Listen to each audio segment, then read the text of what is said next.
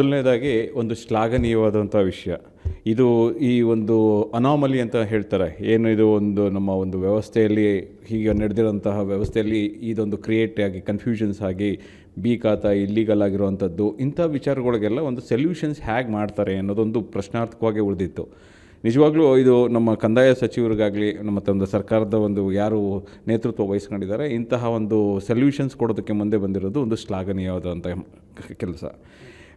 ಈಗ ಇದರಲ್ಲಿ ಈಗ ಈ ಒಂದು ವ್ಯವಸ್ಥೆನ ಹೇಗೆ ಸರಿಪಡಿಸಬೇಕು ಅನ್ನೋದಕ್ಕೆ ಮೊದಲನೇದಾಗಿ ಈ ಒಂದು ಮೊದಲು ಯಾವುದೇ ಥರದ ಬಿ ಖಾತಾ ಅನ್ನೋ ವ್ಯವಸ್ಥೆ ಇರಲಿಲ್ಲ. ಯಾವುದು ಕಳೆದ 2009 ಇಸ್ವಿ ಹಿಂದೆ.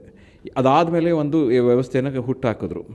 ಆ ವ್ಯವಸ್ಥೆ ಹುಟ್ಟಾಕಿ ಸಾಕಷ್ಟು ಪ್ರಾಪರ್ಟಿಗಳನ್ನ ಈಗ ಎ ಖಾತಾ ಕ್ಯಾಟಗರಿ, ಬಿ ಖಾತಾ ಕ್ಯಾಟಗರಿ ಅಂತ ಹೇಳಿ ಅಪ್ ಟು ಸೆಪ್ಟೆಂಬರ್ 30th 2024ವರೆಗೂ ಆ ಒಂದು ದಾಖಲೆಗಳನ್ನು ಏನು ಮೇಂಟೈನ್ ಮಾಡೋ ಅಲ್ಲಿವರೆಗೂ ಅಲ್ಲಿಂದ ಒಂದು ಕಡ್ಡಾಯವಾಗಿ ಅದನ್ನು ನಿಷೇಧಕ್ಕೆ ತಂದರು.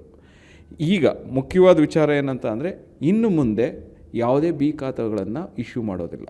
ಇದು ಒಂದು ಸ್ಪಷ್ಟವಾದ ನಿಲುವನ್ನು ಸರ್ಕಾರ ತೋರಿಸಿದೆ. ಹಾಗಾದರೆ ಬಿ ಖಾತಾನೇ ಇರೋಲ್ವಾ? ಇಲ್ಲ, ಬಿ ಖಾತಾ ಇರುತ್ತೆ. ಯಾವುದಕ್ಕೆ ಅಂದರೆ, ಯಾವುದು ಪ್ರಾಪರ್ಟಿಗಳಲ್ಲಿ ಈಗಾಗಲೇ 2009ರಿಂದ 2024 ಸೆಪ್ಟೆಂಬರ್ 30ವರೆಗೂ ಖಾತಾಗಳನ್ನು ಇಶ್ಯೂ ಮಾಡಿ ಅದರಲ್ಲಿ ಬಿ ಕ್ಯಾಟಗರಿಯಲ್ಲಿ ನೋಟಿಫೈ ಮಾಡಿರುವಂಥದ್ದು, ಆ ಸ್ವತ್ತುಗಳನ್ನು ಒಂದು ತುಲನೆಗೆ ಒಳಪಡಿಸ್ತಾ ಇದ್ದಾರೆ. ಯಾವುದು ಅಂದರೆ, ಎಲ್ಲ ಸ್ವತ್ತುಗಳನ್ನು ಎ ಖಾತಾಗಳಕ್ಕೆ ತರೋದಕ್ಕೆ ಒಂದು ವ್ಯವಸ್ಥೆಯನ್ನು ರೂಪಿಸಿದ್ದಾರೆ. ಆದರೆ ಅದರಲ್ಲಿ ಯಾವುದು ಹೆಚ್ಚಿನದಾಗಿ ಇನ್ನು ಡಿವಿಯೇಷನ್ಸ್ ಒಳಗಡೆ ಬರುತ್ತೆ ಅದನ್ನು ಬಿ ಕ್ಯಾಟಗರಿಯಲ್ಲಿ ಕಂಟಿನ್ಯೂ ಮಾಡ್ತಾರೆ. ಆದರೆ ಹೊಸದಾಗಿ ನಿರ್ಮಾಣ ಆಗುವಂಥ ಕಟ್ಟಡಗಳು ಮತ್ತು ಯಾವುದೇ ಡೆವಲಪ್ಮೆಂಟ್ಗಳಿಗೆ ತದನಂತರ ಸೆಪ್ಟೆಂಬರ್ 30, 2024 ನಂತರ ಬರೋವಂಥ ಯಾವುದೇ ಸ್ವತ್ತುಗಳಿಗೂ ಬಿ ಖಾತಾ ಇಶ್ಯೂ ಮಾಡಲ್ಲ. ಇನ್ನು ಏನೇ ಇದ್ದರೂ ಅವರು ಎ ಖಾತಾ ಅಷ್ಟೇ ಪಡಿಬೇಕು, ಅದು ಕಾನೂನನ್ನು ಪಾಲನೆ ಮಾಡಿ. ಇದು ಸ್ಪಷ್ಟವಾದ ಒಂದು ನಿಲುವನ್ನು ಅವರು ಪ್ರಕಟಿಸಿದ್ದಾರೆ ಈಗ.